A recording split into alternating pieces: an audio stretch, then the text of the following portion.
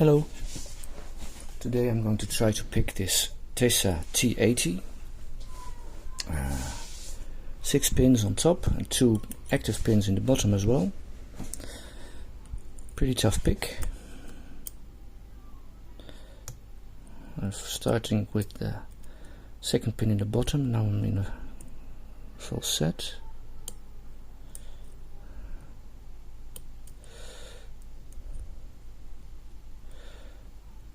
My experience, this lock needs quite some tension because a lot of the pins act tapered, maybe are tapered, we'll see when I got it.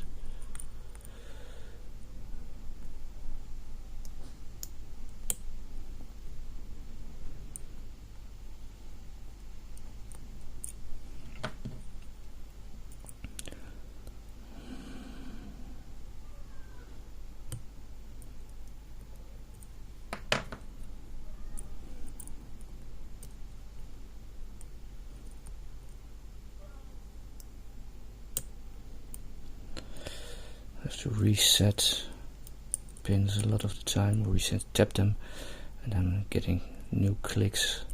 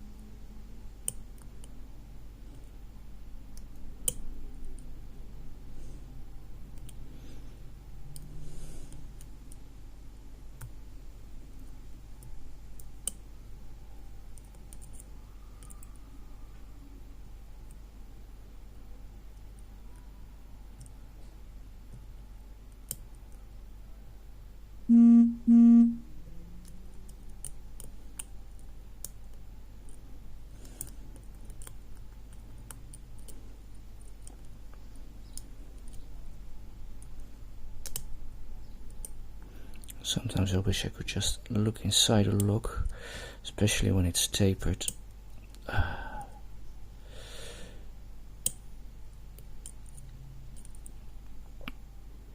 Because I'm just certain I've set it, and then suddenly it's binding again, and not even obviously binding, but you touch it and something moves.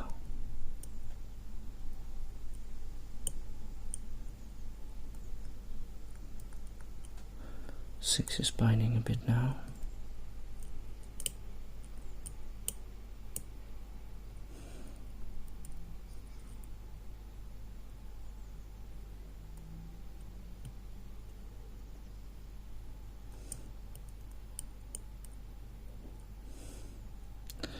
You have to be very patient and just keep checking every pin.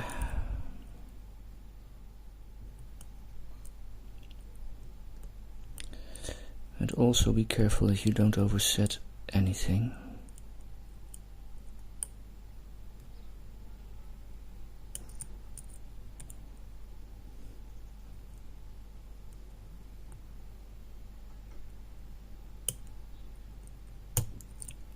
That's what I mean. Barely touched the second pin and it was open. I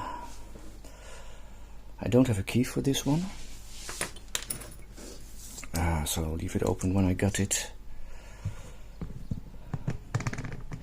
This is another one of the Tesas that Talentpick sent me. These are very, well, not always fun, but always challenging locks to pick. And if you like a challenge, they are fun.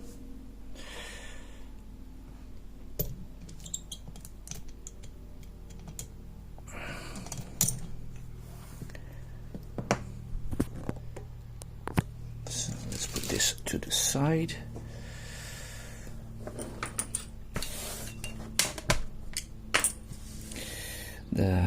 Cutting this can be a challenge because the drivers on the bottom are very, very, very tiny, very slim, like master wafers, and if you don't get it right you can mangle the spring. It's so hot in here right now, I'm having trouble to think.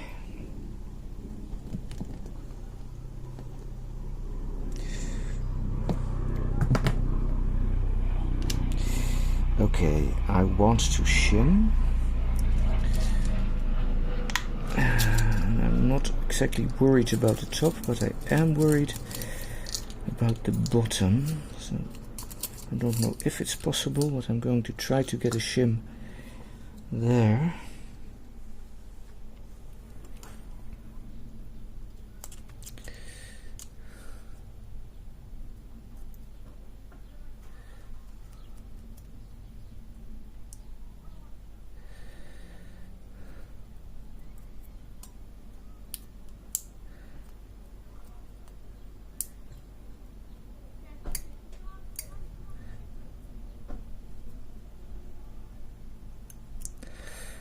Okay, I think that's okay. I'm not sure if there's enough room to put a shim on the top, but I'll try. Could be there isn't any more room with the shim in the bottom. No, I don't think so.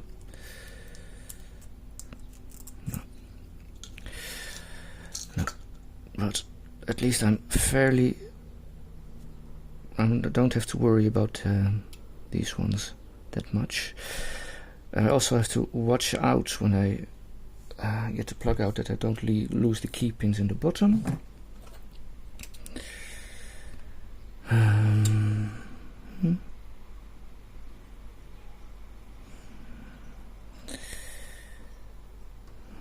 Does a hollow follower fit?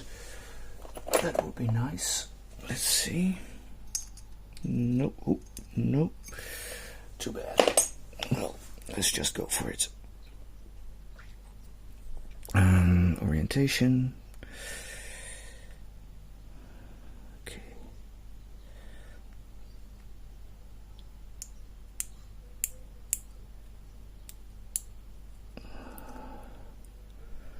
Well, I think I did okay there. Let's see, let's start with the bottom pins. As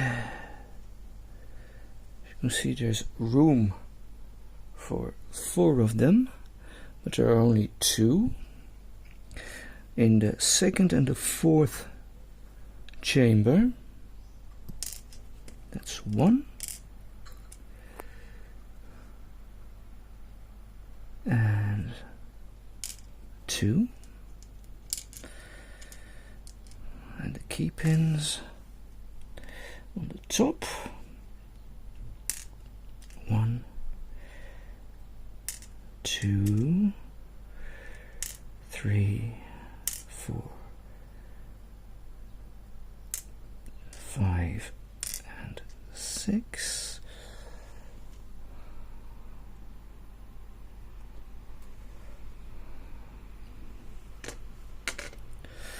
Tweezers are over here. Wrong ones. There. Okay. First, I'm getting the top drivers, the first 2. And then it's time for 1 bottom driver, because that's behind the first 2 pins. Let's get the springs out as well.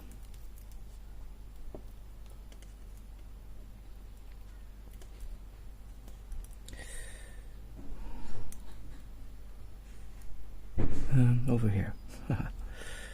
Yeah, a very slim, almost wafer-like driver. I'll show that later. Then we can go to pin 3 and 4 in the top.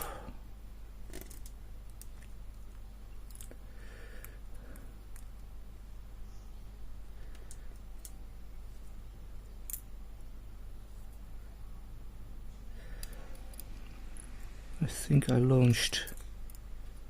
Yep.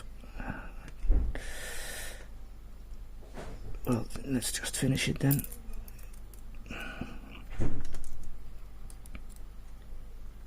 And the last driver. Let's get the springs out. And let's show everyone what's inside.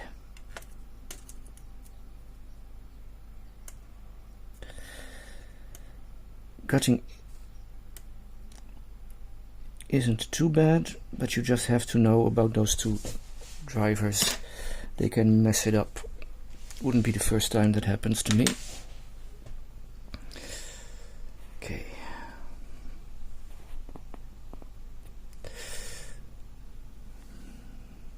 Core, nothing special.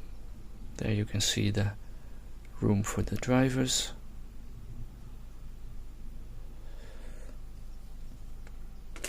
The core, I mean the housing.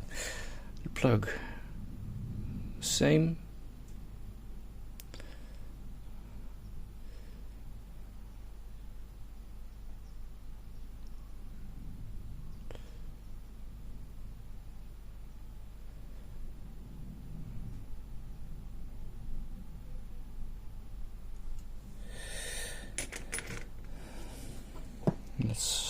The driver pins are all the same. They're serrated. And let's go a little bit closer. Don't know if you can see, but they're also tapered on the edge. Here you can see it here very well. And the key pins are also the same, tapered, but with a overset trap. If you get a lot of counter rotation, you're oversetting, so you don't want that. And this ledge makes it that key pins don't fall down into the keyway all the way. If you can see, there's a ledge in the plug where the key pin fits, and I've seen it in NAMF locks as well. I think it's an anti-bump feature. The key pins don't drop all the way down, but they stay on that ledge. As you can see, it doesn't go all the way down.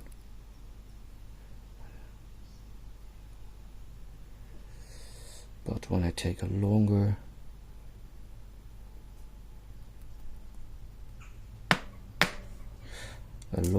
key pin like this, this way, but I do have to put it in the right spot, of course. Right there, you can maybe see it goes, no you can't, it goes deeper.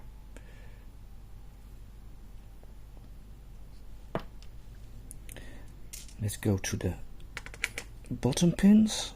First the key pins. Don't lose it. They're standard, but also with that ledge.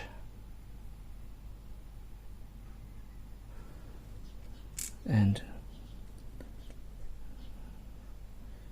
especially the near zero lift bottom pins have a very tiny wafer, and what can happen when you try to gut it, this gets caught by the follower, or it gets in between the plug and the housing, and you can ruin your spring and your lock. luckily that didn't happen to me this time because I was prepared. But it's really something to look out for when you got this kind of lock. The other driver is better because it's not that tiny. Don't lose it. As you can see, it's a bit bigger, so it won't get caught that easily.